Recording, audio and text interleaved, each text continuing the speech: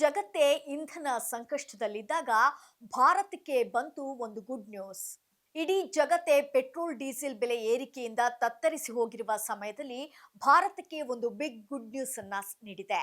ಹೌದು, 20,000 ton LPG ಹೊತ್ತ ಸಿಮಿ ಅನ್ನೋ ಬೃಹತ್ ಟ್ಯಾಂಕರ್ ಸುರಕ್ಷಿತವಾಗಿ ಗುಜರಾತಿನ ಮಂಡ್ಲಾ ಬಂದರಿಗೆ ಬಂದು ತಲುಪಿದೆ. ಹೊರ್ಮುಜ್ ಜಲಸಂಧಿ ಭಯಾನಕ ಯುದ್ಧ ವಲಯವಾಗಿಬಿಟ್ಟಿದೆ. ಒಂದೊಂದೇ ಹಡಗು ಭಯದಿಂದ ಸಾಗುವ ಪರಿಸ್ಥಿತಿ ಎದುರಾಗಿದೆ. ಹಲವು ಟ್ಯಾಂಕರ್ಗಳು ದಾರಿ ಬದಲಿಸುತ್ತಿವೆ. ಇಂಥ ಸಮಯದಲ್ಲೇ 20,000 ಟನ್ ಎಲ್ಪಿಜಿ ಹೊತ್ತ ಸಿಮಿ ಹಡಗು ಭಾರತ ತಲುಪಿರುವುದು ದೊಡ್ಡ ರಿಲೀಫ್ ಅಂತ ಹೇಳಲಾಗ್ತಿದೆ. ಜೊತೆಗೆ ಈ ಹಡಗಿನಲ್ಲಿ ಒಟ್ಟು 21 ಸಿಬ್ಬಂದಿ ಬಂದು ತಲುಪಿದ್ದು, ಅದರಲ್ಲಿ 8 ಉಕ್ರೇನ್ ನಾಗರಿಕರು ಮತ್ತು 13 ಫಿಲಿಪೈನ್ಸ್ ಸಿಬ್ಬಂದಿಗಳು ಬಂದಿಳಿದಿದ್ದಾರೆ.